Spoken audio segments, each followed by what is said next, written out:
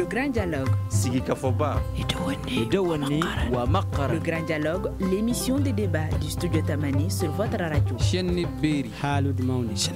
Sigika Foba. Le grand dialogue. Les soins de santé sont-ils suffisamment accessibles aux populations au niveau local? Quel défi pour la délivrance des soins de santé de proximité et de qualité et à moindre coût sur place? Que faire pour permettre aux populations de se soigner plus facilement dans les CESCOM, les centres de santé communautaires par exemple, sans trop d'efforts ni trop de dépenses? Des points et bien plus encore que nous abordons au cours de ce grand dialogue. Le prétexte de ce débat, c'est le dialogue multi-acteurs actuellement organisé à Bamako par le programme de recherche et de dialogue pour la refondation Prédire sur le thème de l'amélioration de l'accès et la qualité des services publics locaux de santé. Le Prédire, faut-il le préciser, est un programme visant à contribuer à la refondation de l'État par la valorisation de la recherche. Il est financé par l'Union européenne et mis en œuvre par l'Institut néerlandais pour la démocratie multipartite, NIMD. Nos invités sont au nombre de 3 dans ce studio. Ils participent tous à ce dialogue du Prédire. Jakalia Dambélé, chercheur du groupe d'observation des dynamiques sociales, spatiales et expertise endogène Odyssée. C'est ce groupe qui a réalisé l'étude gouvernance locale et aux services publics locaux sur laquelle va porter ce débat. Il y a aussi Sekou Touré, président de la Fédération locale des associations de santé communautaire de Mopti, FENASCOM, et Brehima Bengali, deuxième adjoint au maire de Kaboïla dans le cercle de Sikasso. À la présentation de ce grand dialogue, Sekou Gadjigo. Mesdames, Messieurs, bonsoir et bienvenue. Le grand dialogue. Merci, chers invités, d'avoir accepté notre invitation. Pour commencer, je voudrais demander à tout un chacun de parler un peu du dialogue en cours. Je le disais tantôt, le Prédire qui a débuté, qui est en cours.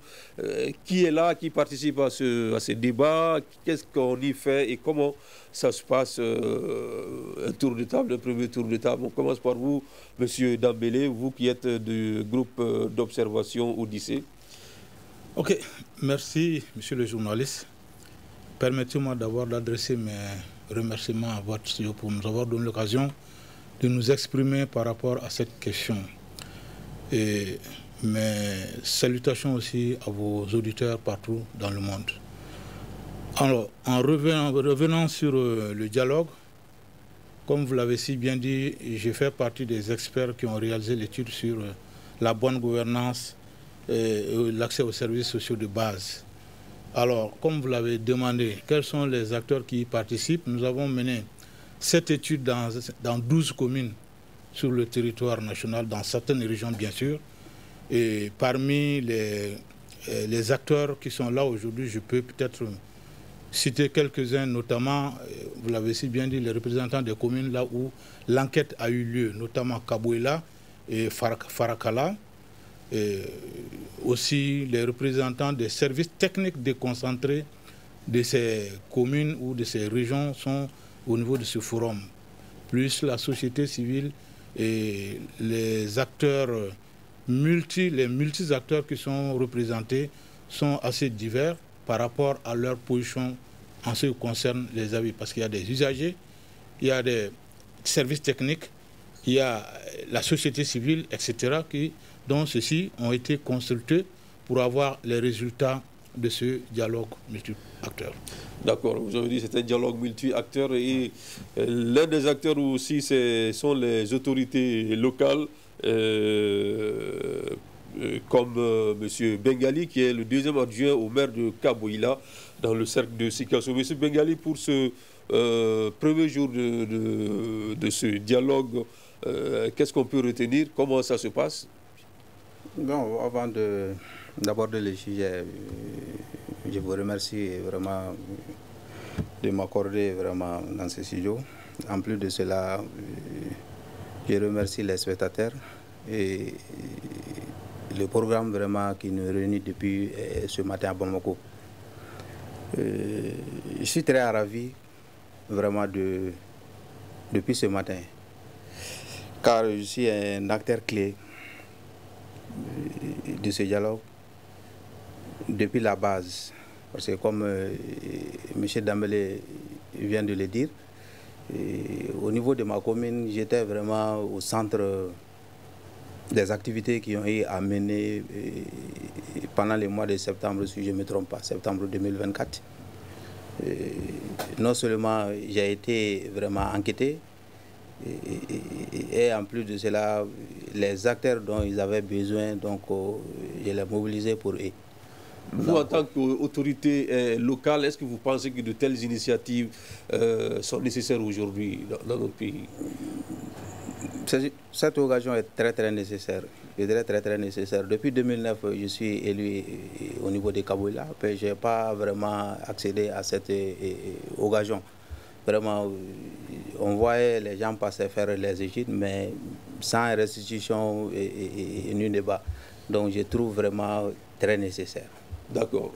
Monsieur Touré, vous qui êtes de Mopti, vous êtes de la Fédération locale des associations de santé communautaire de Mopti. Vous participez à ce dialogue aussi. Quelles sont vos impressions à l'issue de cette première journée? Je vous remercie. Avant de m'exprimer, je salue les auditeurs de la radio. Et je salue aussi les initiateurs de cette activité. Et c'est comme si, et moi en tant que FELASCOM, acteur principal de la santé communautaire, c'est comme si on vient de m'arracher des épines sous mes pieds. C'est la première fois que nous, vraiment, qu'on soit satisfait vraiment des activités menées pour vraiment des dialogues au niveau de la santé, comme pour les services de santé au niveau de nos communautés. Vraiment, je suis très ravi. Et ma participation, vraiment, je suis très content parce que ce matin, d'après les rapports que nous avons vus présentés par l'enquête, nous a vraiment très soulagés et satisfaits. C'est comme si c'est une première fois, en quelque sorte, une évaluation en quelque sorte, vraiment au niveau des services de santé de base, au niveau de nos communautés. Et je demande qu'on aille très loin. Et pour l'amélioration de ces qualités de ces services-là, ne dépend pas seulement de ces enquêtes ou au niveau de nos centres de santé, mais ça doit même aller aux décideurs de la prise en charge de la santé au niveau communautaire. Comme je vais notamment parler du CAM qui est là entre les collectivités et puis les ASACO. Le CAM, c'est quoi? La convention d'assistance mutuelle entre les communautés et les ASACO.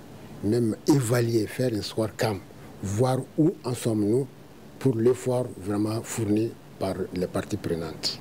Ok, d'accord. Nous allons rentrer dans le vif du sujet à présent.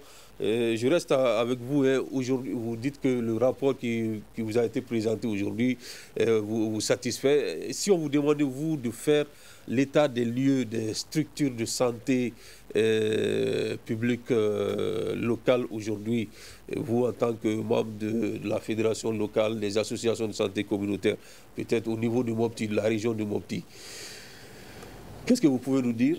Bon, ce que je peux vous dire, ça nous a permis vraiment de voir des stratégies encore à développer pour mieux vraiment faire face aux problèmes liés à la non-fréquentation de nos centres, aux problèmes liés à non-implication des responsables pour l'amélioration de la qualité de la santé. Oui. Parce que à partir des rapports vus, que moi j'ai développé immédiatement des stratégies pour vraiment essayer d'améliorer et faire des approches concrètes auprès des décideurs, auprès de la communauté, pour ensemble, tous, pour qu'on puisse s'impliquer vraiment le développement de la santé de notre communauté. D'accord. Merci. Monsieur Dambélé Diakalia, vous êtes membre du groupe d'observation, le groupe qui a réalisé cette enquête. Aujourd'hui, si on vous demandait de faire un état des lieux des structures de santé publique locales aujourd'hui dans notre pays ou bien dans les localités où vous avez mené cette enquête? Bon, comme vous l'avez si bien dit, hein, on était sur le terrain, donc je suis mieux placé pour en parler. Oui. Alors, globalement parlant, nous avons interrogé tous les acteurs impliqués dans la gestion de la santé au niveau local, notamment les chefs de services de santé au niveau cercle, les chefs de service au niveau local, les chefs de services techniques, comme on les appelle là, les DTC, les présidents des ASACO, les présidents des comités de gestion des ASACO, la société civile, les usagers à travers les ménages qui fréquentent ces structures. Et le constat global que, en tout cas, nous avons fait en tant que consultants, c'est que le besoin par rapport aux soins de santé reste crucial.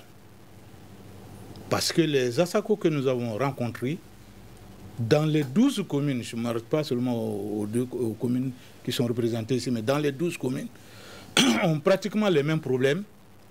C'est manque de ressources humaines en quantité et en qualité. C'est des infrastructures qui doivent être revues en termes de qualité. C'est le plateau technique qui doit être revu pour pouvoir prendre en charge les demandes ou les besoins des populations. Malheureusement, quand on essaie de faire une analyse de toutes ces situations, il y a un manque à gagner à tous ces aspects. Et surtout, par rapport à la collaboration entre les services techniques de l'État, notamment les services de santé, et les services locaux de santé, notamment les ASACO. Et je suis expert de la décentralisation et c'est tout ce que j'ai rempli dans le processus. J'ai été impliqué dans tout le processus de transfert des compétences des collectivités et de l'État aux collectivités territoriales jusqu'en 2022. J'étais dans le processus.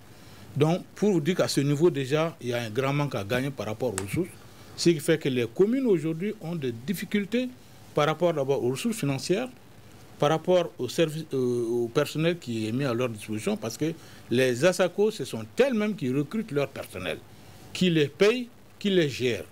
Et à ce niveau, quand on analyse les rapports entre le personnel des services techniques de l'État et les personnels techniques des ASACO, il y a quand même à faire, parce que les services techniques doivent donner un appui technique ou un accompagnement de ces services.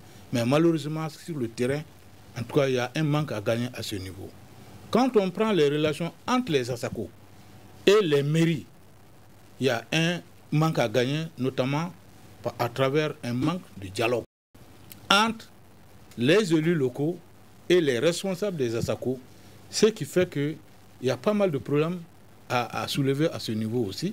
Donc, tout fait, il y a quand même assez de problèmes, mais malgré ces problèmes, le constat que nous avons pu faire, le service de la santé est offert, en tout cas, au maximum de population, malgré les moyens limités. Donc, c'est à améliorer, si vous voulez. D'accord. Voilà. D'accord. Un service à améliorer. Je voudrais faire réagir, monsieur le maire, par rapport à ce que vous venez de dire tout de suite, notamment ces problèmes que vous venez d'énumérer. Ce constat, d'abord, monsieur le maire, monsieur Bengali, est-ce que vous partagez ce constat, ces difficultés que monsieur Dambélé Diakaléa vient d'énumérer ici? Oui, bon, je partage un peu.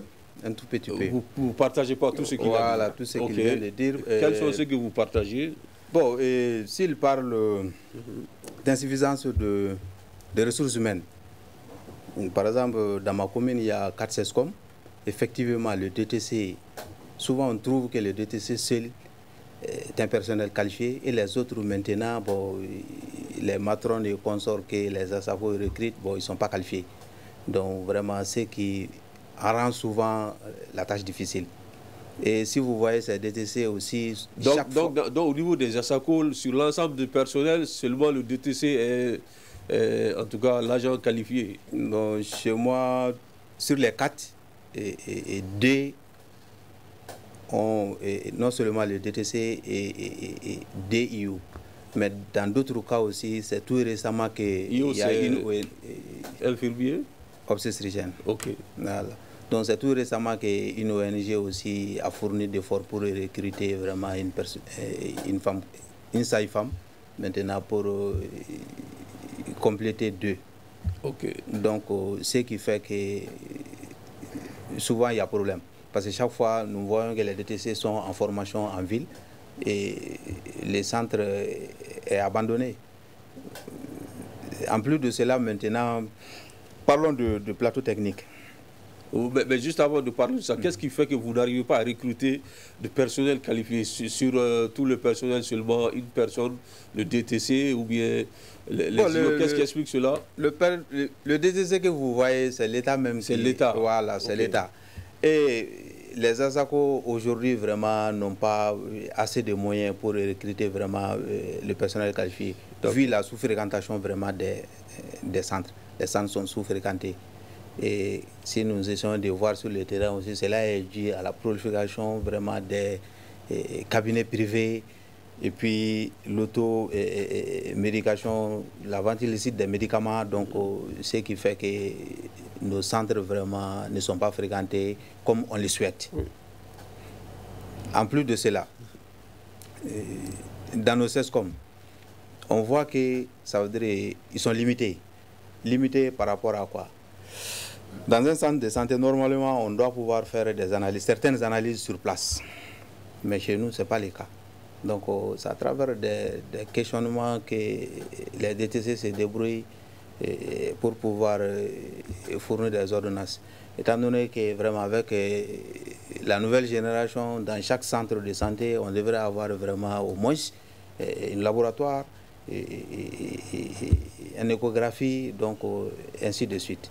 Mais actuellement, vraiment, cela pose problème dans nos CESCOM. Donc, c'est des manques à gagner. Donc ça, c'est des difficultés que M. Dambélé a soulignées. Là où je ne suis pas d'accord avec lui. Ok. Voilà, donc insuffisant de dialogue. Vous n'êtes pas d'accord? Non, je ne suis pas d'accord. Dans ma commune, ça veut dire c'est connu de tout le monde et c'est vérifiable. Le président de la FELASCOM de Mopti, donc comme il a si bien dit l'ACAM, non seulement nous avons signé l'ACAM et chaque trimestre on se réunit. Et non seulement la mairie et la SACO, ça c'est chaque trimestre. Les 4 SACO et la mairie se retrouvent, donc maintenant on analyse l'ACAM point par point. Donc on fait ressortir maintenant les difficultés, les insuffisances. Et à travers ces insuffisances, maintenant, donc, on élabore un plan d'action pour le trimestre. Et à la fin du trimestre, maintenant, une fois qu'on se retrouve, maintenant, on analyse les plans d'action et voir maintenant les responsabilités. Ce qui étaient les difficultés attribuées à la mairie et les difficultés attribuées maintenant aux ASACO. Donc, on prend point par point qui a pu améliorer et qu'est-ce qui l'a empêché. Donc, généralement, dans ma commune, c'est comme ça. D'accord. Donc c'est le seul point sur lequel... voilà, je ne suis pas d'accord.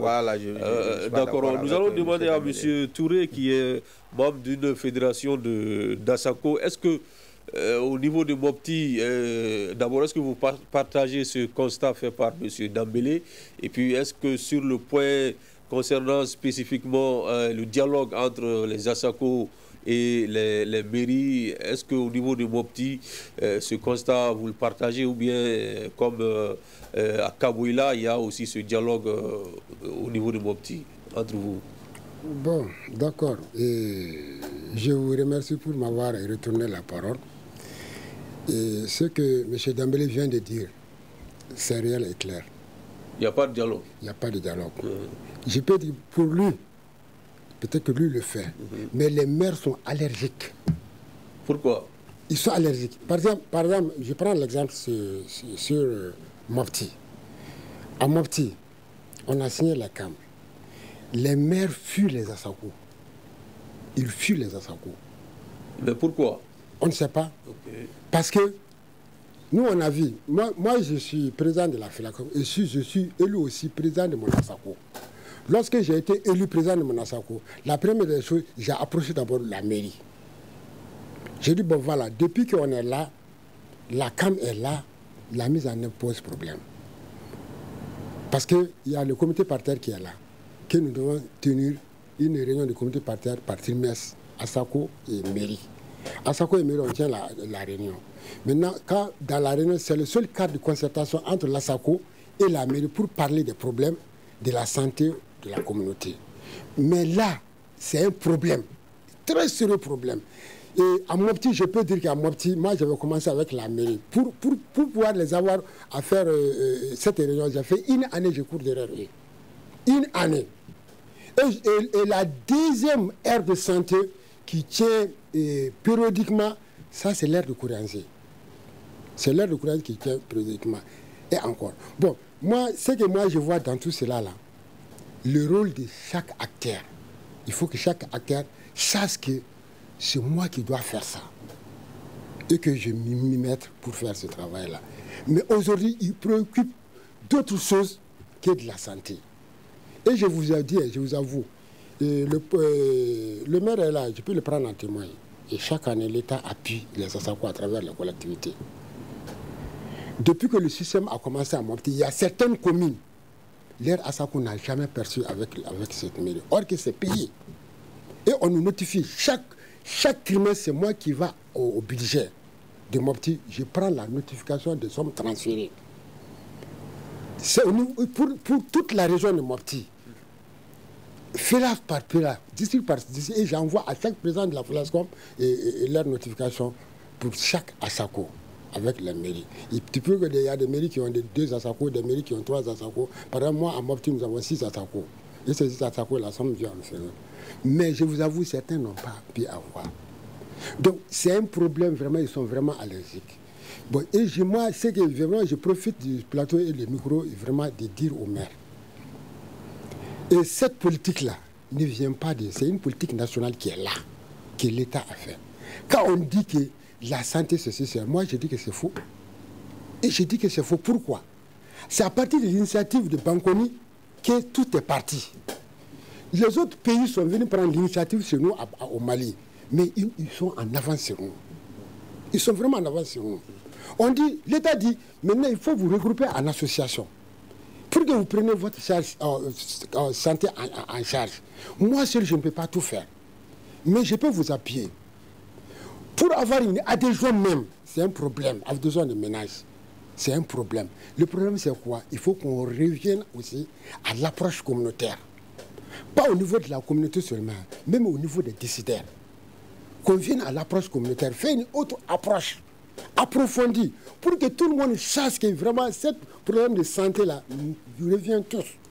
Toute personne qui est au sein de la communauté a un rôle à jouer dans cette amélioration. D'accord. Nous allons vous redonner la parole tout de suite, M. Touré, mais je voudrais revenir vers M. Dambélé. Au-delà de ces quelques difficultés que vous venez d'énumérer, est-ce qu'il y a d'autres difficultés majeures?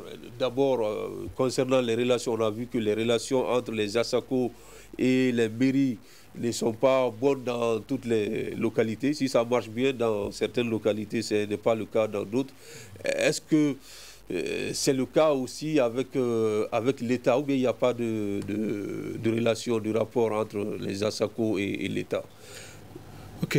Et comme je l'ai dit, il y a bien des rapports entre l'État et les mairies. Les mairies, ok. Et les mairies. Et quand on regarde la connexion entre les ASACO et l'État, il y a aussi des relations entre l'ASACO, ou je ne sais pas si c'est le comité, et au niveau du CCRF, le centre de santé de référence. Parce que le DTC au niveau de la commune relève techniquement du chef de centre de référence. Parce que la politique de la santé est mise en œuvre par le DTC et il reçoit en ce moment des orientations du chef de centre de santé de référence du cercle. Donc, quand on revient à tout cela, je vous ai dit tantôt qu'au niveau des transferts, comme il l'a dit, la santé a eu une très grande chance. C'est-à-dire le processus de décentralisation même de la santé a commencé bien avant 1999, l'année où le Mali est parti dans une décentralisation globalisée. Les ASACO existaient déjà à travers l'exemple du Banconi qu'on a tous vu. Et l'État s'est inspiré de cette expérience pour transférer aux collectivités, parce qu'on ne transfère pas aux ASACO, mais c'est aux collectivités que l'État a transféré toutes les compétences liées à la santé au niveau local. Maintenant, c'est la collectivité, à travers la mairie, qui travaille en collaboration avec les services techniques de l'État et les services techniques des ASACO, notamment les DTC et le personnel. Donc, ces différentes relations, quand on constate, par exemple, par rapport au texte du transfert, il y a beaucoup de problèmes aujourd'hui qu'on a soulevés, mais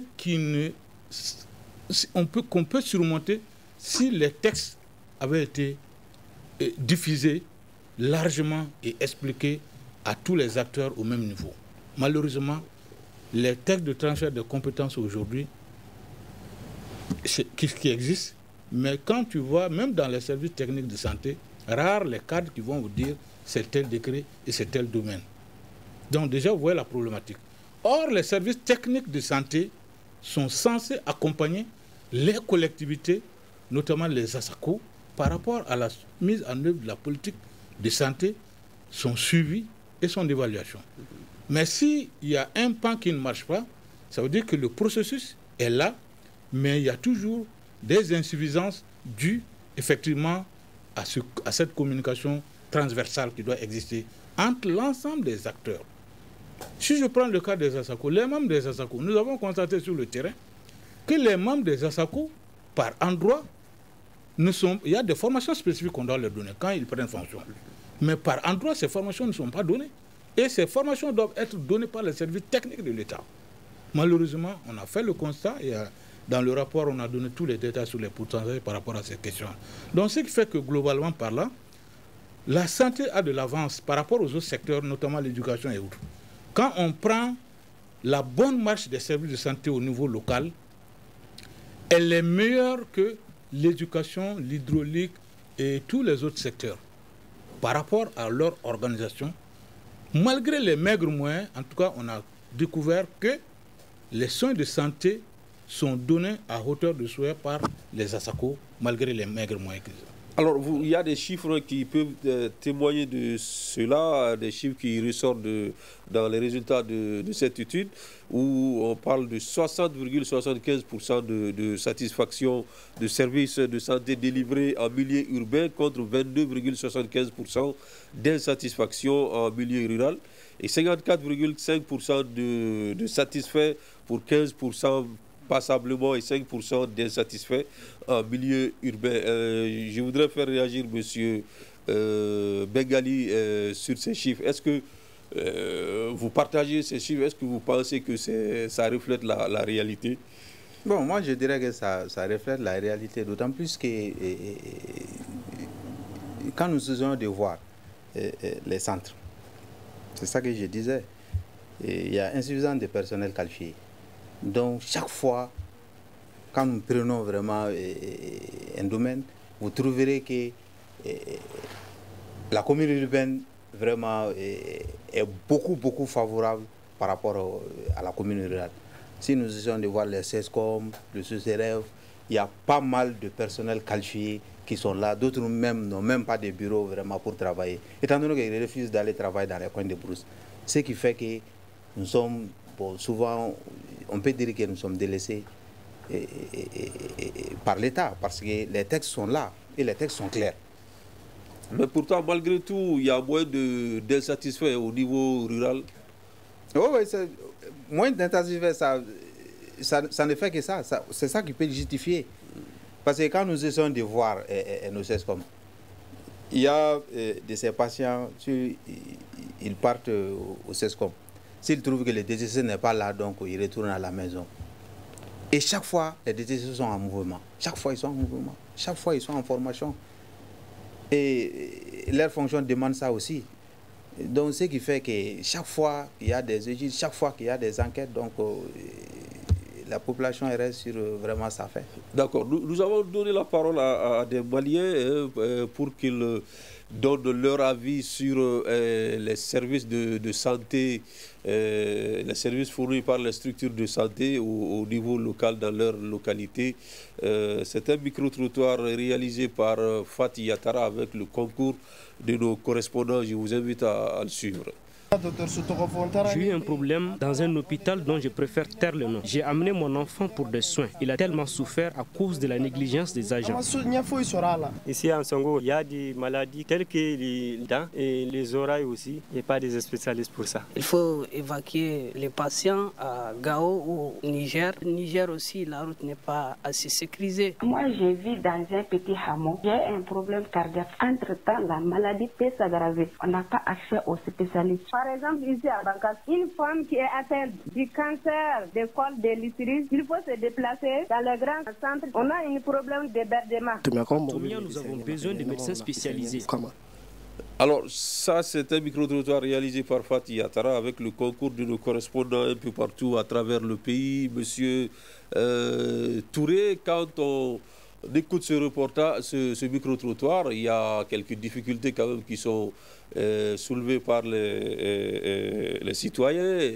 La négligence du personnel sanitaire, mais aussi le manque de spécialistes. Ça rejoint un peu ce que M. Dambélé disait, le manque de ressources humaines de qualité. Est-ce que vous êtes d'accord avec ces difficultés-là que viennent de soulever ces citoyens? Vraiment, ces difficultés-là, c'est quotidien. Mais c'est vraiment honteux à dire. Aujourd'hui, quand tu rentres dans une structure de santé, il ne se soucie pas vraiment de la qualité du chien, ou bien de dire que je cherche un nom, dire que vraiment moi j'ai pu faire ça pour sauver vraiment du patient de son mal, mais il préoccupe de l'argent. Oui, mais vous, en tant qu'association... Nous, en tant qu'association, on est en train de lutter contre ça. Parce qu'on dit la vente illicite de médicaments, cette vente illicite de médicaments-là, ces mauvaises pratiques de soins-là, c'est fait dans nos structures, dans nos formations sanitaires. Oui, concrètement, qu'est-ce que vous faites contre ça? Nous, on lutte pour ça, parce que toute personne qui a été surprise dans ça là, doit être punie. La punition, c'est quoi? Ça peut aller dans les sanctions, même au licenciement. Même au licenciement. Ça peut aller à ça. L'État est très clair sur la politique. Mais les enfants le têtent, ils font semblant. Sinon, l'État est très clair. Quand on dit que dans cette formation de santé, il n'y a pas de personnel, il faut que l'État... L'État dit, moi, je vous appuie. Mais vous, en tant qu'association, recrutez vos personnels. Voilà la collectivité qui est là, je vous ai confié telle tâche. Et la collectivité aussi doit... Par exemple, dans la CAM, il y a un article qui a adressé, un rôle qui est adressé aux collectivités. Nous aider à sensibiliser, à mobiliser la communauté.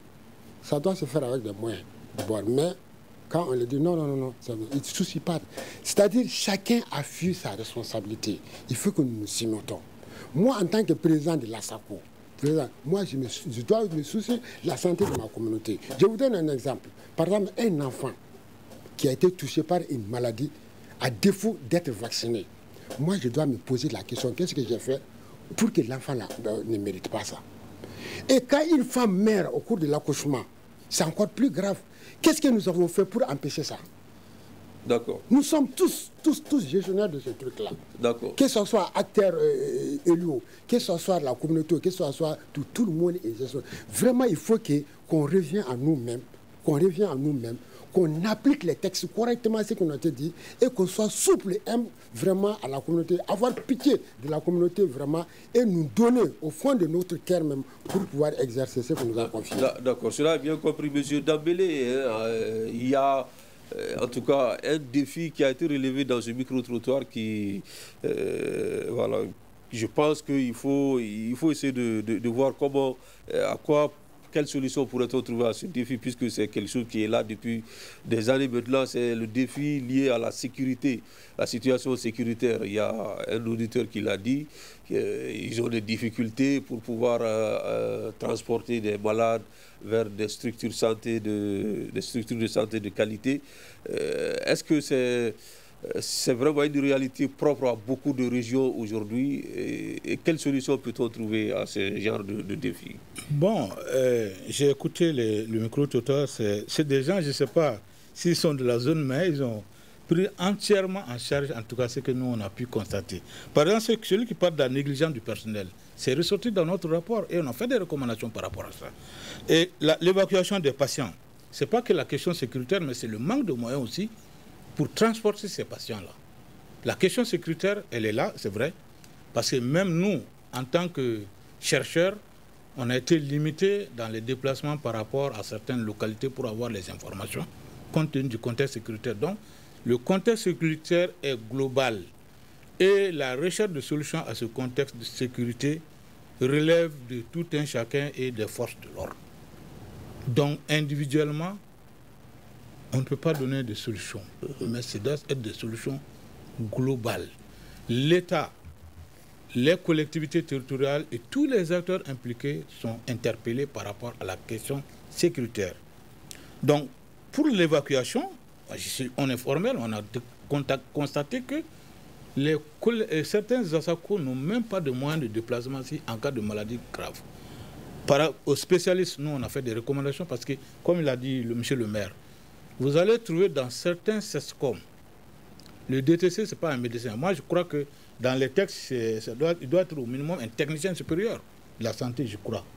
Mais normalement, c'est un médecin. Il doit être un médecin normalement. Mais à défaut, on peut prendre un technicien supérieur de la santé. Mais par endroit, vous allez trouver que c'est des infirmiers. L'infirmier d'État qui assure cette fonction du DTC, oui, il a des lacunes. Donc tout ça là, nous avons fait en tout cas nous avons fait le constat et nous avons formulé des recommandations par rapport à ça. Il y a des recommandations qu'on a adressées aux CESCOM et même aux ASACO, à l'État, aux partenaires techniques et financiers, etc.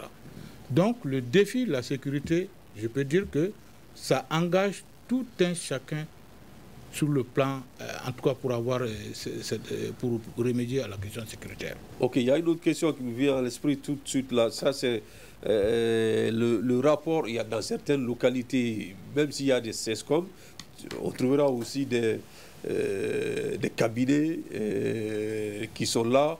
Dans d'autres, il n'y a pas de CESCOM, mais c'est plutôt des cabinets, des agents de santé communautaire qui assurent. En tout cas, comment sont les rapports entre ces structures-là et les ASACO, par exemple? Comment ça se fait, M. Dambélé? Bon, en principe, l'ASACO est une structure, le cabinet privé de santé est une structure. Toutes ces structures travaillent sous la coupe du représentant de l'État, ou en tout cas, parce que le maire représente l'État. Hein. Oui. Toutes ces structures travaillent sous la coupe de ces structures-là. Donc, le respect des textes relève de ces structures, les ASACO et les cabinets privés doivent se conformer à la politique nationale de la santé. Et qui est chargé de superviser ça? C'est le maire. Il est le premier responsable de la mise en œuvre de la politique de santé et c'est lui qui doit travailler de concert avec les services, tous les services impliqués dans la mise en œuvre de la politique de santé. D'accord. Nous allons demander à M. le maire, est-ce que dans ces genres de situations, parce que généralement, ces structures privées, ces cabinets privés, ils travaillent conformément aux textes en vigueur. Est-ce que vous avez un regard sur ces structures même? Non, nous avons beaucoup vraiment de regards par rapport à ces structures, mais vraiment les constats sont très amers. Très amers. Dans ma commune, à peu près, il y a une dizaine, voire douzaine de cabinets privés, mais il y a un seul, vraiment, qui est dans les normes. Sinon, les autres, là, pas de licence d'exploitation, pas d'agrément, pas de personnel qualifié aussi dans ces structures. Comment cela est-il possible? Vous ne pouvez rien contre ça?